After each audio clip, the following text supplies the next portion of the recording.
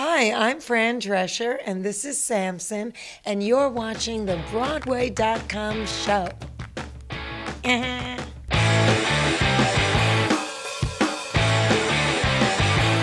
Welcome to the Broadway.com show, your one stop for all the hottest Broadway news, or as we like to think of it, what Brienne O'Byrne watches instead of Will and Grace. Let's get started with the news. What's the buzz, Lindsay? Emmy winner Bryan Cranston is swapping Hollywood for Broadway, where he'll play President Lyndon B. Johnson in the new biodrama All the Way this spring. While we are thrilled about this, we're sad to say goodbye to our favorite Breaking Bad meth cooker, Walter White. We talked to Heisenberg himself, and he assured us that Lyndon B. Johnson has a lot more in common with Walter White than we think. Check it out. Both very aggressive men, smart men who were, had their goals well in mind, but damaged to a degree emotionally, some fragility of their character, some dubious nature. Laura Osnes is ready to shed her super sweet persona to play greedy beggar Polly Peachum in Martha Clark's new off-Broadway mounting of the Three-Penny Opera. Osnes will be joined by Michael Park, F. Murray Abraham, Mary Beth Peale, Rick Holmes, Sally Murphy, and more in the musical set in the seamy underworld of hoodlums, prostitutes, and murderers in Victorian England. Hey, who doesn't like to slum it every once in a while, right? The show opens this spring at the Atlantic Theatre Company. The King Kong musical is set to beat its chest on Broadway in December. The new stage musical features a score by Grammy nominee Marius de Vries, a book by Tony nominee Craig Lucas, and is set against the backdrop of bustling New York City in the 1930s. The show tells the story of the infamous ape and his encounter with aspiring actress Anne Darrow, megalomaniac filmmaker Carl Denham, and stubborn first mate Jack Driscoll. With a score that consists of revamped 1930s Broadway songs like Get Happy, we're happy to see the ape appear on the main stem. All aboard! Colin, Donnell, and Tony nominee Joshua Henry are hopping on the bus to Tulsa alongside Sutton Foster in the Broadway incarnation of Violet. Donnell and Henry will play soldiers Monty and Flick opposite Foster, who plays the title character, a facially disfigured girl on a Greyhound journey in search of emotional and physical healing. The rest of the cast is yet to be announced, but we're so glad Sutton's boys are confirmed. Head to the American Airlines Theater to catch a ride with them March 28th. She gave us a piece of her heart, but all good things must come to an end. Night with Janis Joplin will play its final performance on Broadway on February 16th at the Lyceum Theater. The rock and roll tuner that follows Joplin's rock journey will transfer to an as-yet unnamed venue. Meanwhile, the Lyceum will open its doors to El Eno's The Realistic Joneses. Time to say bye-bye, baby.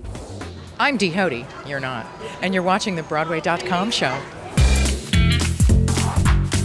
Thumbs up to Oscar nominee Bradley Cooper. No, not because he's finally coming back to Broadway as the Elephant Man, but because he told Entertainment Tonight that he still has and cherishes his Broadway.com Audience Choice Award from 2006. Both Cooper and co-star Julia Roberts won acting honors that year from the fans for their performances in the play 3 Days of Rain. Who needs an Oscar, right? Thumbs down to the nasty little secret outside Mullingar's Brienne F. O'Byrne has been keeping from his co-star, sitcom queen Debra Messing. The actor sheepishly admitted he has never seen an episode of Messing's hit comedy Will and Grace. Okay, Brienne, maybe you somehow missed the show's whopping 8 seasons, but how have you never been sucked into one of the cable marathon broadcasts? We're sending over a DVD box set along with a Just Jack t-shirt and an exploding water bra. You're welcome.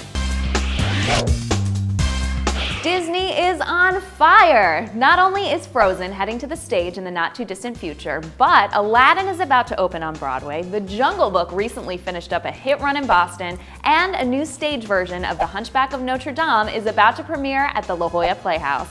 While you're on a roll, Disney, here are 5 more movie musicals we cannot wait to see on stage. At number 5, we think Sleeping Beauty would make an enchanting musical with a narcoleptic ingenue and a trio of 3 hilarious fairies for comic relief. Plus, Queen Maleficent is hands down the most terrifying villain of all time. Our number 4 pick is the 1988 movie Oliver and Company, Disney's 4-legged rock and roll update of Oliver. Bette Midler could reprise her role as the spoiled show poodle Georgette. Need we say more?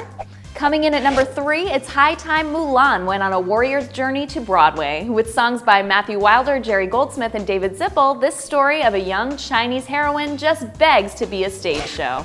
Okay, how has our number 2 choice not been adapted into a stage musical yet?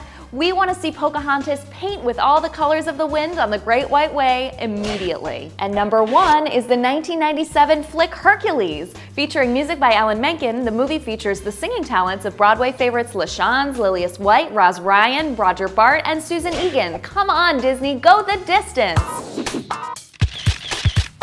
Our hot shot of the week comes from our own Bruce Glickus, who caught up with Simon Cowell visiting Jessie Mueller backstage at Beautiful, the Carole King musical. From the looks of Simon's smile, he definitely would have given Jessie the golden ticket for her portrayal of Carole King. Hop over the pond to check out Simon's X Factor musical in London this March, or stay here and head to the Stephen Sondheim Theater to feel the earth move at Beautiful on Broadway. In our last Smackdown, we asked you to choose between 2 movie stars returning to Broadway, Hugh Jackman in The River or Daniel Radcliffe in The Cripple of Inishmaan. The results are in, and Wolverine slashed Harry Potter with 81% of the vote.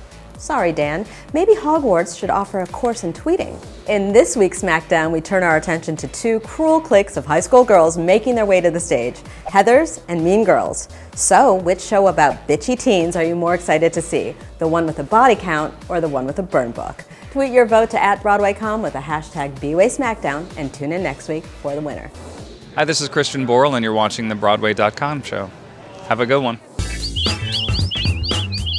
Our tweet of the week goes to Matilda's lyricist Tim Minchin.